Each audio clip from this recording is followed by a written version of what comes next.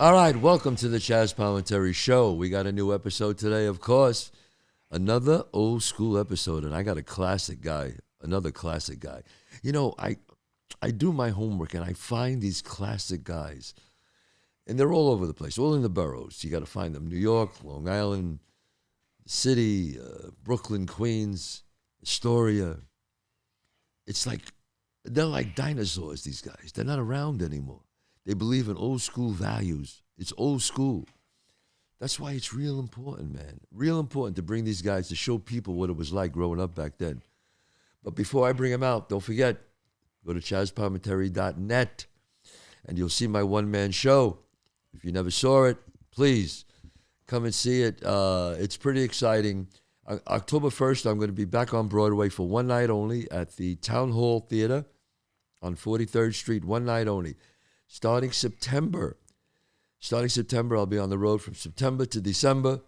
You go on chazzpalminteri.net. I'm going to be in Boston, Pittsburgh, Philly, Ridgefield, Connecticut at the Playhouse. I'm going to be all over. But remember, October 1st, it's the first time in 34 years I'm going to do a talk about, at the end, I'm going to do Q&A, questions and answers on the one-man show, the movie, and the musical. And I have a special guest coming, which I won't say who he is. But depending upon his schedule, I hope he can come. So, old school. Old school, old school. Folks, I'm telling you, this guy is so old school. I've been trying to get him on the show for a while. He's so busy. He's an absolute phenomenon on social media. I mean, when I say his name, you're going to realize who he is. Huge on Instagram, huge on Facebook, huge on Twitter. He's a huge guy. But you know what? Not only is he a huge guy, his name is huge. They call him the one, the only, big-time Tommie. Tommie, how are you? How you doing, Chazz? Good to see you. It is an honor and a privilege to be sitting next to you. Well, Tommie, I want to know. I mean, I got to say something before we get into your life and stuff. Everything about you is big time. Your jewelry's big time. Your watch, look at your watch and your ring. Big time. Yes. Your cars are big time. Yes. I'm curious. Have you always been like this? I've always been, yes. I never blended into whatever crowd that I was with. I was never blended into cliques. I always was a leader. I was never a follower. Right. And, I led by example. And I grew up in a big Italian household.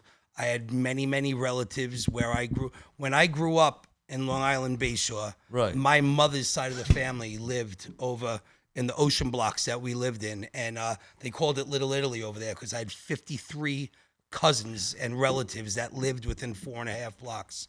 What? Yes, my mother's mother and father, which are my grandparents. Yeah. 2 brothers married 2 sisters, and they, had the house on the corner, and then everybody started having kids, and before you know it, there was a family all over between, like I said, 4.5 blocks. There was 53 relatives.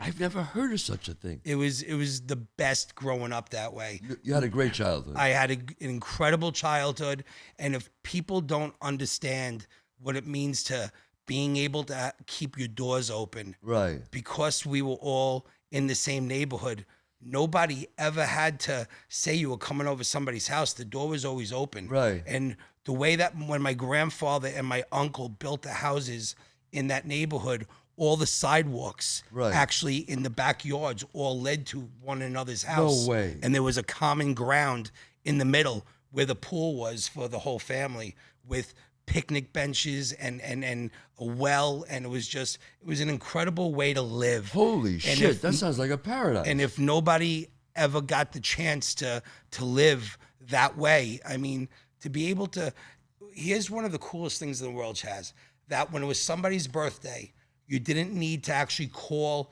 the people up and say, we're having cake at 7:00. Automatically at 6:30, whoever's birthday it was at that house, just all the relatives would end up just coming to the house with gifts or food or whatever. Cake would be served at 7:30. Everybody would be out of the house after the party at 10:00. And it's just a way. And when I looked at other kids that didn't live that way, I thought there was something wrong with them. Right. But that was the way that I was brought up. And I was brought up in such a tight-knit family so close and so Italian that when I saw things being done, they literally became hallmarks in my brain for as I got older. I just thought this is the way that things are supposed to be. Yeah, I mean, a lot of your Instagram and all your social media is about old school, right? Yeah, and my phrase is OS for life, old school for life.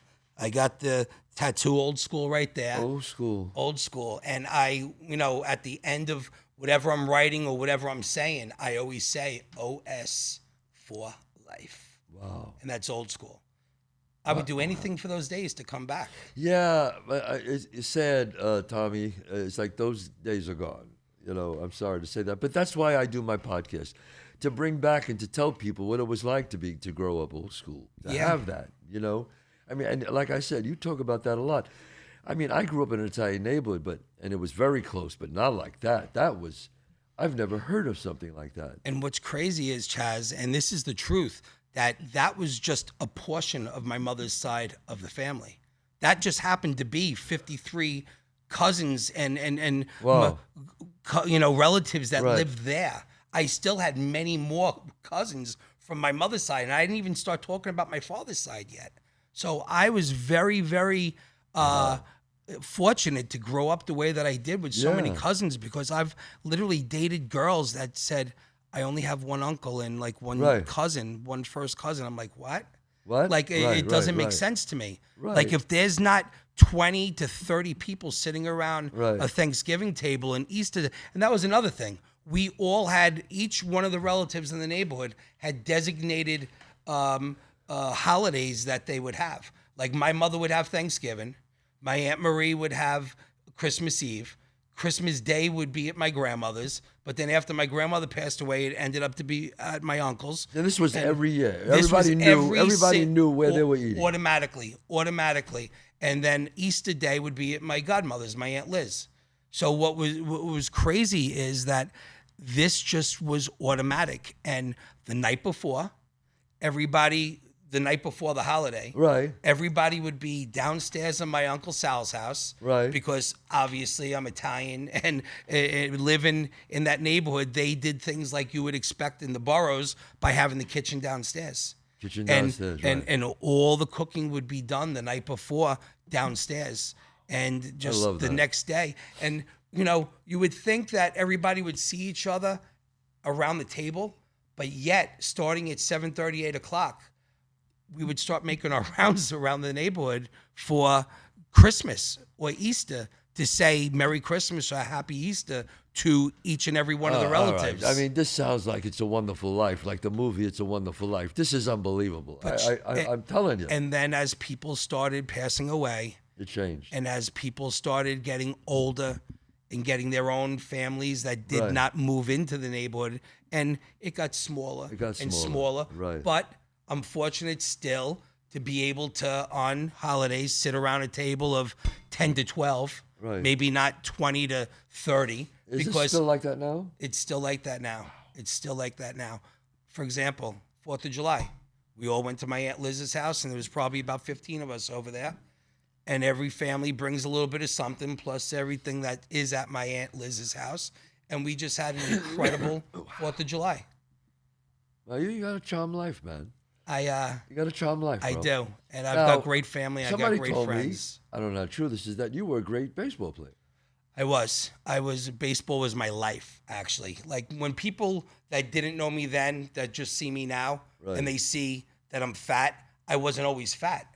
Right. I was, from the time I was in the martial arts, from the time I was 7 years old. My parents had me playing peewee baseball and football since 5. Wow. By the time I got to high school, I was already being scouted by professional baseball teams. Right. I ended up getting scholarships to college for baseball. I ended up playing farm league baseball, and I ended up I never went to college because of I just didn't want to deal with books anymore. Right. And there was the right way of going, and I kind of veered off for Right, yeah. a couple of years the wrong way. But there's Right. nothing in my life that I would have changed. I have no regrets. So even when you veered off, where obviously we all have done things, you feel it was a good thing because you learned from that experience. I believe that there are no mistakes in life. There are only lessons learned. Yeah. And I believe that no matter what you do in life, there's always repercussions, and those repercussions also lead to lessons. So Right. I may have not, not to be morbid or anything, but I may have been dead. I may have been in jail for the rest of my life. But there was a change and a turn in my life where I said that I had to get back on the right street and I had to take the right way. Right. And, due to my decision, I'm here humbled to be sitting across from you right now. Wow, that's amazing. But like many people talk about defining moments, Tommie, and they say, what was your defining moment? I know my defining moment. But if you look back at your life, and it might take a second to think about this, Tommie, what would you say was a defining moment that put you on a path that you are now, that changed everything? If you can't talk about it, then you can't. If you can, the life that I am living now, it's very easy. I've always been my own character. I've always been, people always have told me, you're almost like a cartoon character, that this is the way that you live life each and every day. Right. And, I branded the way that I dress. You'll always see me in a cut-off black sleeve shirt and 3-stripe pants. And it's almost like a cartoon or a superhero. Yogi Bear never changed his outfit. Fred Flintstone never changed his outfit. True. Right. So this is what you'll see. And, no matter what I did before, people always remembered me. And I've always been a bigger than life personality. Wow. And then once we were, basically me, Mike, and Mario were found for a reality show called Carfellas. And once the production company literally, sat across the street to say, is this real or is this just something that they're doing for? Right. And they're like, this is fucking real. This is crazy. Yeah, for those who don't know, this guy's real. He's not a cartoon. This is him. Tommie, tell them, how many Cadillacs you have, Tommie?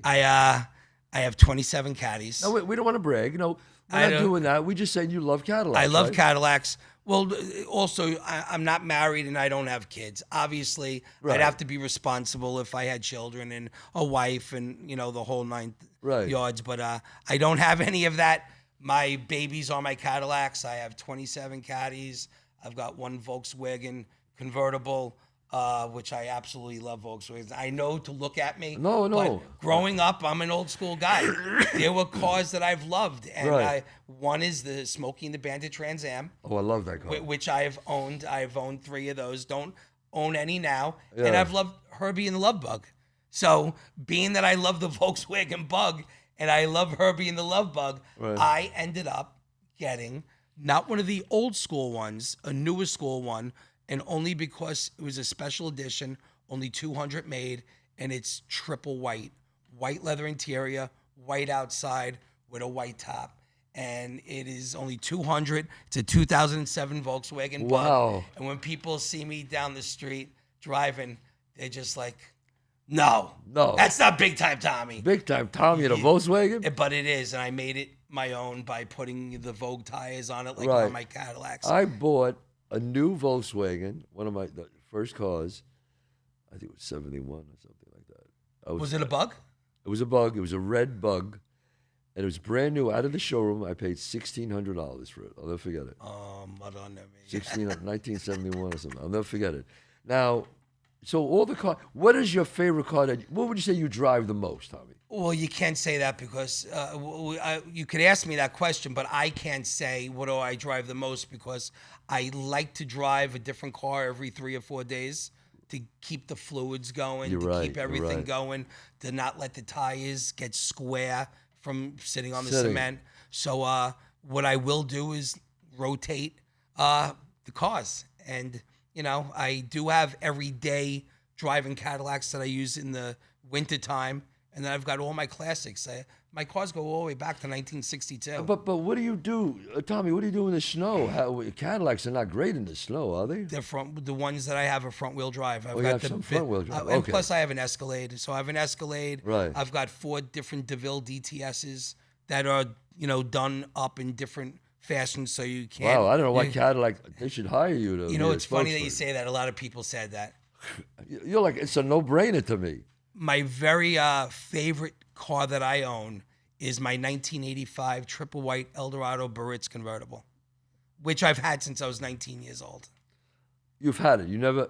I'm the second owner, and I got the car. How when I many had, miles are on it, you think? now there's 84,000 miles. I Okay. got the car with 5,000 miles. Holy shit. I got the car with 5,000 miles. It's my favorite car that I own, but my favorite driving car Yeah. is I have a 1978 Eldorado, which is the big The body big one. with the big long, with the Yeah. pillow top. And that's my favorite driving car. Now, I got to ask you this. Sure. And please don't take offense. When you get invited to a wedding, okay, you got to go to a wedding. Your friend's Yes. wedding. You go like this? Absolutely. That's the deal. You invite me, this is how I go. If somebody wants me somewhere, they have to know that this is, right now, just so you know, I'm wearing a tuxedo right now. But what also happened was before I got here, I was smoking a cigar and one of the ashes burnt. So Yeah. excuse me for everybody out there that sees the little hole in there. Now, that was I from saw a cigarette. your a cigar. cigars. Yes. Is that your own brand of cigars? I collaborated with Asylum 13, which is the biggest ring cigar company in the entire world. The size of your And cigar freaked me out when I It's saw a it. 70 ring gauge cigar. I also have a 60 ring gauge, and it is the hottest selling cigar for 2022. I've been sold out 5 times since the cigar came out in April of 21. Wow. And where is the tobacco from? The Is it tobacco's from Nicaragua. Nicaragua. Yes, the fills from Nicaragua. It wasn't something that they said, we have a cigar for you. I picked my own leaf, my own blend. I designed my label with the graphic designer, and I also designed the box that obviously has a picture of me on the front of So the you cigar know box. about cigars. I do. Oh, I do. I've been smoking cigars. I want to say I lived in Florida from 1996 to 2009 for 13 years. Right. So being down in Florida, Right. there is a cigar lounge on every corner. Like here in New York, there's a pizzeria or a nail salon on Right. every corner. In Florida, there's a cigar lounge. So when rain season would start, June 1st to November 1st, Right. and it was also 100 degrees and humid, Right. you'd go inside to look for air conditioning. Wow. Where would we go? We'd go to the cigar lounges. And I actually learned about cigars, learned about smoking cigars. And it wasn't my first time smoking a cigar. Right. That's a funny story altogether. Well, let me hear it. But, really the whole cigar beginning for me started when I lived in Florida. When you lived in Florida. When I lived in Let Florida. me take a wild guess. The name of the cigar is Big Time Tommie. It's the Big Time Tommie, yes, special edition. Not limited edition, Big Time but Tommie. special You hear that, edition. John? Special edition. Because Big Time Tommie's special. I mean, this story, is it you want to tell me that story about a funny time about something? Oh, about with the cigar? Yeah. All right. So I was at a place that used to be the old 231 over on Old Country Road over in Call Place, Yeah. which was at the time called Cafe Lexi Bianca. Okay. I was with a bunch of good guys, Yes, if you know what I'm sure. saying. Yeah. And believe it or not, Chazz, back in those days, that's when the girls walked around with the wooden box that they would hold around their neck right. with the leather straps. With the straps, And there were little compartments with the cigars. cigarillos, yeah. Well, yes, and sitting back watching all these guys that, I was friendly with and around and looked up to some, and seeing them with the cigars, I'm like, I want a cigar. So the girl said to me, what cigar do you want? I says, the best one in there. Me not knowing that there's a light cigar for people Right. that start off, there's a medium, and the best cigar that was in there was also the most popular, which was also for people that smoked the hell out of cigars. Right. So they knew, right? And she gave me this dark cigar, not knowing that I wasn't Wow. a cigar smoker. So she lit it for me, and my friend goes, I know that you don't smoke, but just so you know, you don't inhale like a cigarette. I'm like, I wouldn't know because I've never smoked a cigarette. Right. So they says, yeah, you just don't inhale. So within 2 or 3, I felt like I was doing this. Wow. And it felt like the room was like going around. and I started getting like pins and needles on my lips. And I'm like, Yeah. what the fuck is going on? What was in this cigar? Right. But it was the strongest cigar that there was. I had no food in my system. Oh my God. I went right to the bathroom, and I literally was there, and I was holding on, like I feel like I'm gonna pass out. What's happening? Wow. And I threw some water on my face, and I ended up throwing up a little bit. And then when I came back in, I was back to like this again, but I never put the cigar to my mouth again. I just held it in my hand. So is the Big Time Tommie cigar, is it a strong cigar? It's a cigar.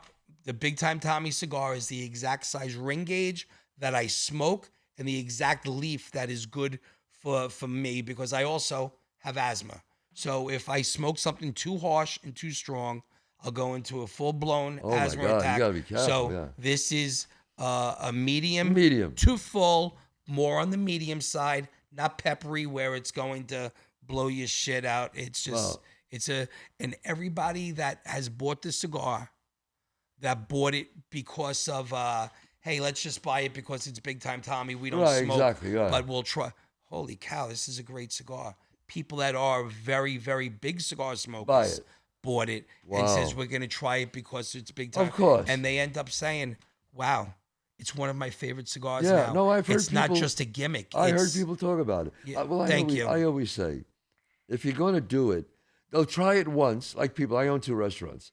And I always tell people, they'll come to my restaurant once because of me.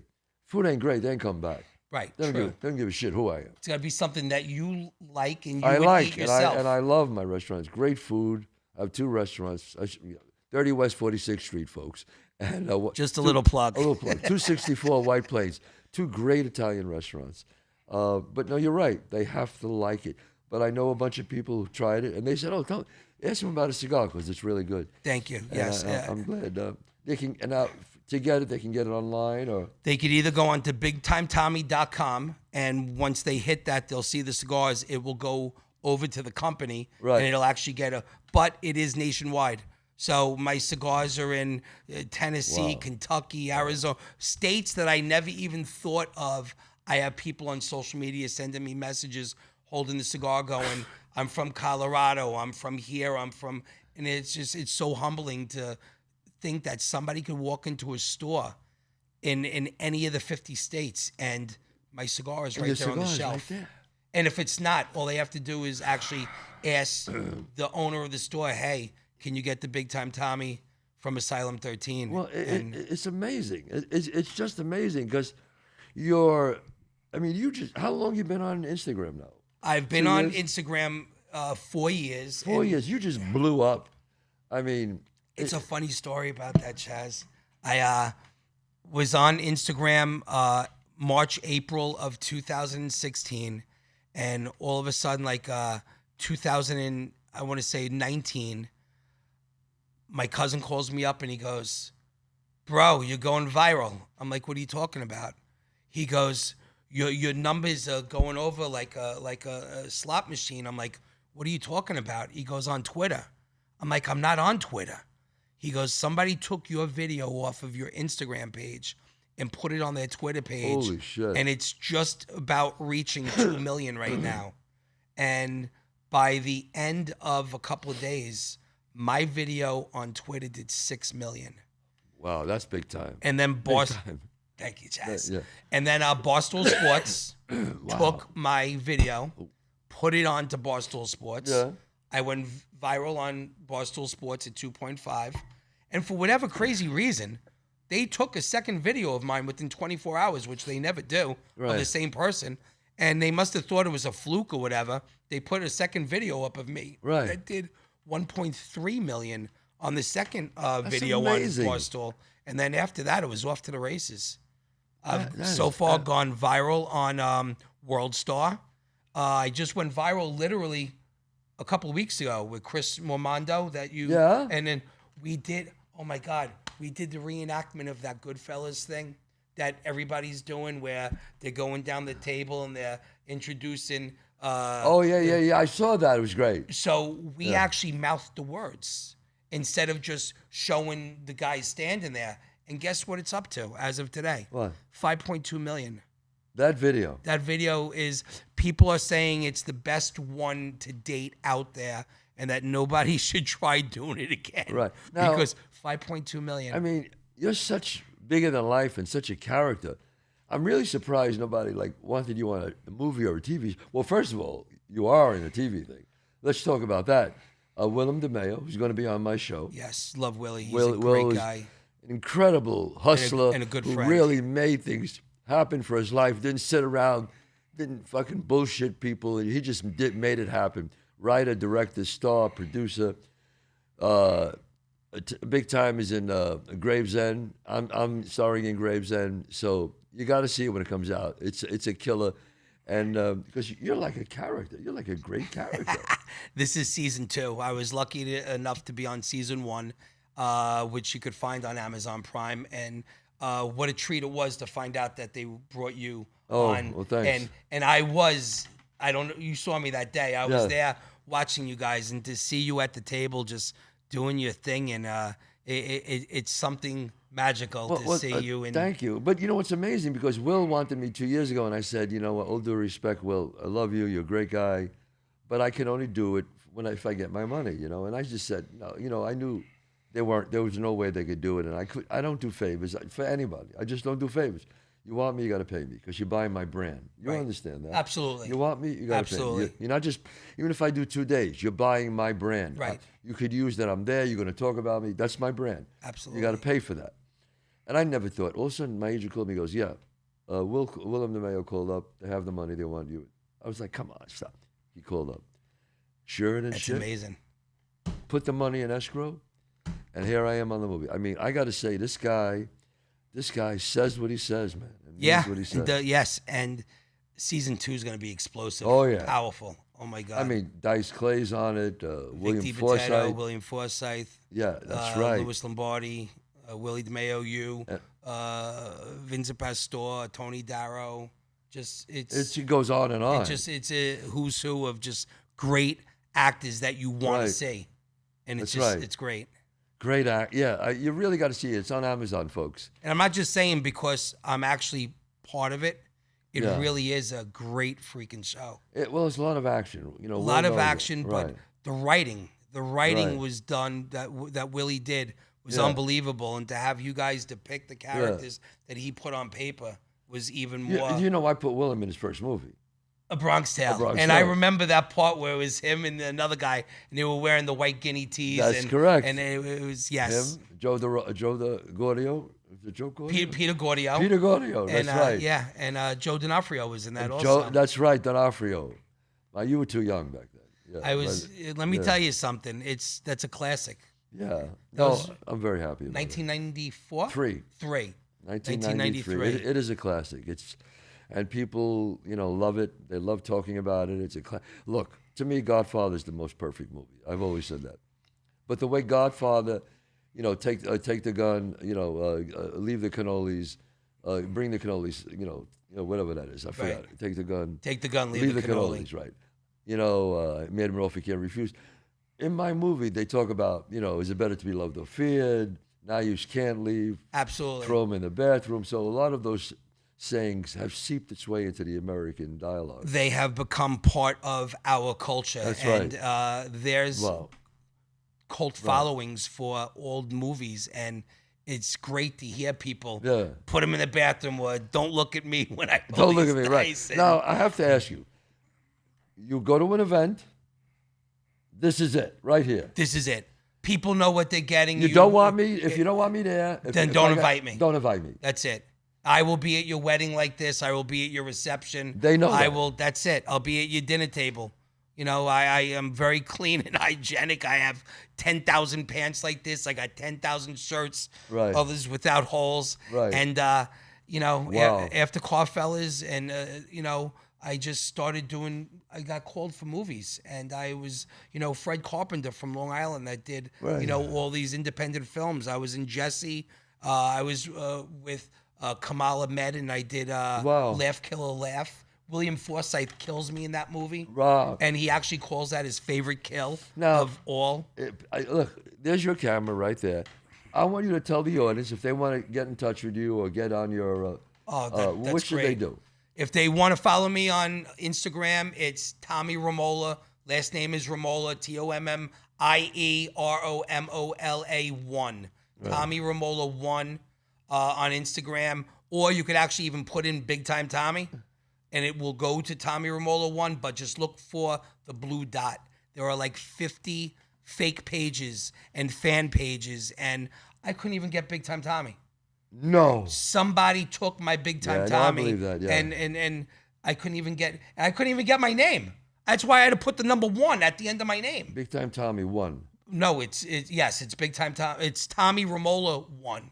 Wow. But somebody had Tommie Romola without the 1. Somebody had ChazzPalminteri.com. Imagine that. And they started off with 100,000. I said, fuck you. I just did ChazzPalminteri.net. It was my site. And then as the years went on, they went 80,000, 60,000, 50,000, 40,000. We could have went there and made them an offer they could have refused. No. Believe me, I've been asked that. I said no. And you know what happened? My manager called me and goes, hey, that guy let it go. After all the time he just he never paid for it anymore. Never paid for it anymore. So did you get it? So I got it. Good for you. But I don't use it. I still use ChazzPalminteri.net, but I had to get it anyway. Just to piss him off. I think you could actually link both of them together. I didn't know that. I'm pretty sure you could. I'm pretty sure you could link them both together. Now, before we go, you're a man who loves to eat. You love good food, right? Right or wrong? Is this a fat joke? No, it's not a fat joke. Okay.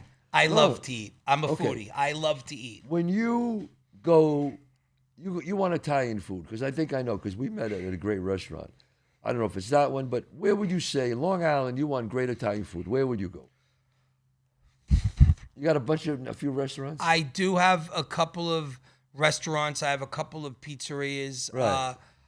My go-to restaurants on Long Island Italian food would be Puccinella in Massapequa and 388 in Albertson. 388, and that's where we ate together a month ago. Oh, that was 2 months fantastic. ago. That was 388. I got to go to Puccinella. I got to try that one. Puccinella's is to die for. Remember, you guys just got done filming. Right. And they were closed. Right. I gave them a call, and they kept the place open. And why not? They served. You're big time. And I am big time. You're big time. They kept the place open for big time. But you're Chazz. You're Chazz Palminteri. Whatever. Do you realize what that means? Look, it was nice. But Tommie, really, you've been a pleasure.